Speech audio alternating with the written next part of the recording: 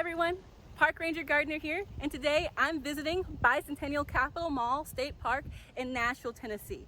What we're going to be discussing today is Black women in the women's suffrage movement and how they actively campaigned to get women the right to vote.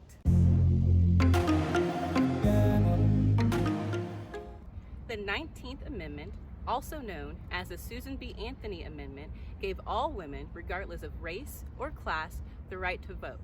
Early recordings written by the most prominent women suffragists often fail to include the contributions of both Black men and women in the passage of the 19th Amendment. Women's suffrage does not mean suffering. The word suffrage comes from the Latin root meaning to vote. However, in the fight to attain equal rights, many women did suffer for the passage of the 19th Amendment. While many are familiar with the most prominent female suffragists, including Susan B. Anthony and Elizabeth Cady Stanton, other powerful leaders, including both Black men and women, are often overlooked or forgotten. These Black suffragists helped to influence thousands of Americans to support Black women and their right to vote. African American women face the unique challenge of needing to advocate for both their sex and their race. In this way, Black female suffragists hold a unique perspective different from white female suffragists or Black male suffragists. They also campaigned for citizen rights, including the right to fair education, workplace opportunities, and an end to racial violence and injustices. African Americans were fighting for suffrage from before the Civil War, and they continued to fight for suffrage through the passage of the 19th Amendment in 1920.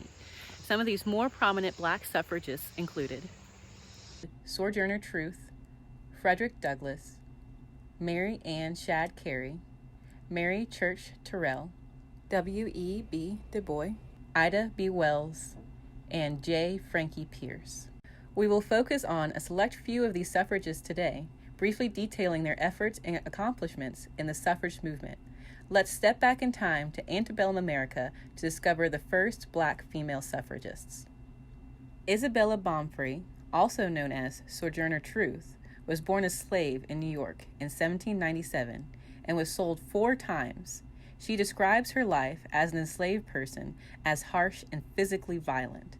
In 1827, she fled slavery with her daughter Sophia and began the journey of her walk to freedom.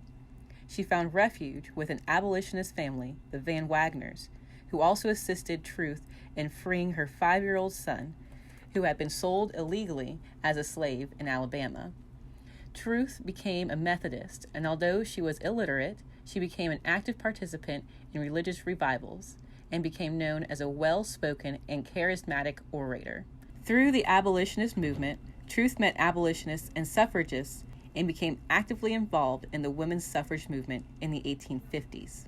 Truth's most famous speech, entitled Ain't I a Woman, was delivered in 1851 in Akron, Ohio, where she argues not only for women's rights, but for Black women's rights and racial equality. Truth continued to fight for Black women's rights and vocally spoke out against the abolitionist community in its failings to advocate equally for the rights of Black women as they had done for Black men. Truth believed that achieving women's suffrage would be an essential element to achieving complete equality. For several years, Black and white abolitionists and suffragists worked closely together to achieve universal suffrage, advocating for causes which were similar to or ran parallel to each other. However, following the end of the Civil War and the years leading up to it, fractures began to form in the movement, and women's suffrage supporters began to separate from the universal suffrage movement. Male abolitionists demanded that Black men achieve the right to vote first, while women first suffragists, including Susan B. Anthony and Elizabeth Cady Stanton, believed that white women should hold the vote before Black men. This issue, divided along lines of race and sex, would form the future of the women's suffrage movement. Following the split of the suffrage movement in 1869, 2 suffrage groups emerged: the National Women's Suffrage Association and the American Women's Suffrage Association. While Black women participated in both groups, they are most commonly associated with the AWSA, which supported the passage of the 15th Amendment, granting Black men the right to vote. These groups would eventually merge to form the National American Women's Suffrage Association. Mary Church Terrell was an active member of the NAWSA and was also one of the few Black women whose participation is recorded in the history of women's suffrage. Born in Memphis, Tennessee in 1863 to former slaves, Terrell went on to become one of the most well-educated women of her time. She graduated from Oberlin College and then went on to earn her master's degree. She is also known to have spoken at least 3 languages and would deliver the same speech in multiple languages during suffrage conventions. While wealthy and highly educated herself, Terrell challenged the mainstream suffrage notion of educated suffrage, which would reserve the right to vote only for those who could both read, speak, and write English. Terrell would often include the rights of other minorities and immigrants in her arguments for suffrage. One of Terrell's more poignant speeches was delivered during her address at the 1900 NAWSA meeting.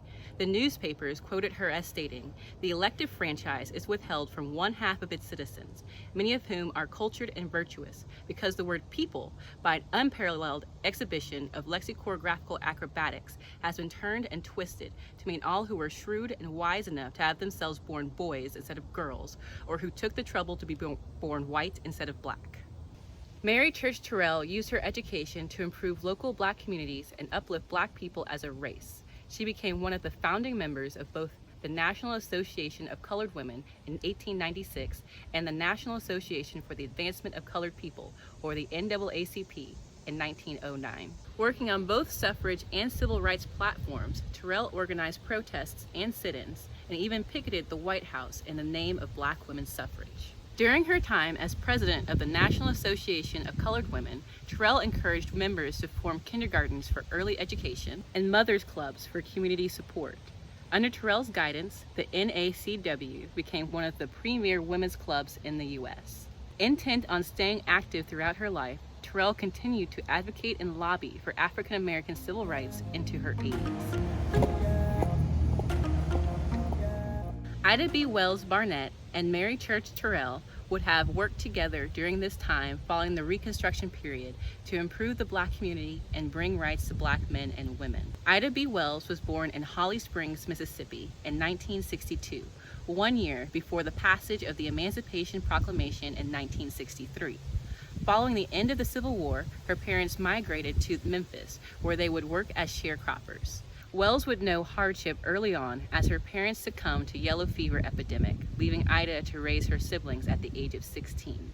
Growing up in an impoverished community, Ida gained her initial education through the Freedmen's Bureau. This organization was established by Congress in 1865 to aid the millions of people who were freed during and following the Civil War. Despite her humble beginnings, Wells took positions teaching and eventually founded her own newspaper, the Memphis Free Speech and Headlight. Through this paper, Wells was able to expose racial violence and injustices in her community. She often wrote on Black lynchings and would criticize white men and women who condoned violence against African Americans. Following the publication of one such article, a group of white men burned Wells' paper company to the ground and forced Wells to leave town. Upon fleeing Memphis on threat of violence, Wells traveled the southern U.S., where she continued to write about racial disparity. She chronicled over 700 instances of Black lynchings before publishing her accounts in Southern Horrors, Lynch Law in all its phases. Eventually settling in Chicago, Wells started another paper and also founded the Alpha Suffrage Club, the first Black women's club of Chicago. The primary duties of the Alpha Suffrage Club was to educate Black women on the importance of voting in politics. Members would canvass neighborhoods to register African Americans to vote. As president of the Alpha Suffrage Club, Wells was invited to march with thousands of other women suffragists in the 1913 suffrage parade in Washington, D.C. As to not offend Southern white suffragists, all Black suffragists were asked to march at the back of the parade. Wells refused to do so and hid in the crowd at the beginning of the parade. When the Illinois delegation of suffragists approached, Wells calmly and with dignity asserted herself at the front of their contingent and continued to march with the parade. In 2020, Ida B. Wells was posthumously awarded the Pulitzer Prize for, quote, her outstanding and courageous reporting on the horrific and vicious violence against African Americans during the era of lynching. Little is known of the early years of Juno Frankie Pierce. She was born to her enslaved mother, Nellie Say, and it's believed she was born around the last years of the Civil War. She advocated for Black women's suffrage and in 1935 served as vice president of the Negro Voting League. As part of the Negro Voting League, she led marches in Nashville to Capitol Hill to protest segregation and unfair voting practices. In 1920, Pierce was asked to speak on behalf of Black women at the 1920 inaugural meeting of the League of Women Voters in Tennessee. At this convention, she described how affording Black women the right to vote would improve the community as a whole. She also lobbied for the Tennessee Vocational School for Girls, an institution that would house delinquent African American girls who would have otherwise ended up in adult jails. This school trained girls in vocational skills as well as provided them with a basic education, which they would need to become successful members of the community. The Metro Park created in her name sits near the Gulch in downtown Nashville, near Capitol Hill. While visiting, you can learn more about Frankie Pierce and how she sought to improve the community by assisting women and young girls to better understand their rights and capabilities. The 19th Amendment was passed in 1920, with Tennessee securing the passage by becoming the 36th and final state to ratify the amendment. With the legislation, all women in the U.S. now possess the right to vote. Black women could not separate their race from their sex, making the path of equal suffrage even more of a trial. Regardless of the darkness on the road they faced, they continued to make strides on the march for suffrage. Black women suffragists, although relatively unknown in modern day, were far from silent in the battle to secure their rights. From the beginning, their difficulties were compounded as they were called on to represent both their race and their gender. They were journalists, abolitionists, playwrights, conspirators, teachers, nurses, mothers, and daughters. They faced the Jim Crow era with strength and resolution. They rose from slavery on the dreams of their ancestors. They faced the double-edged sword of race and gender discrimination and emerged battle-weary yet unshaken. They suffered, but because of the hard-fought efforts of these suffragists, Black men and women began to see the light of true equality. Even with the passage of the 15th and 19th Amendments, Jim Crow laws are still a prominent issue in the South. African Americans suffered discriminatory practices, including the segregation of public spaces and schools, to voter suppression and disenfranchisement. Not until the 1965 Civil Rights Act would Black Americans truly be able to vote freely. If you would like more information on Tennessee and the women's suffrage movement, stop by the Tennessee State Library and Archives. This was filmed at Bicentennial Capitol Mall State Park in Nashville, Tennessee, along the Tennessee timeline, a monument to history.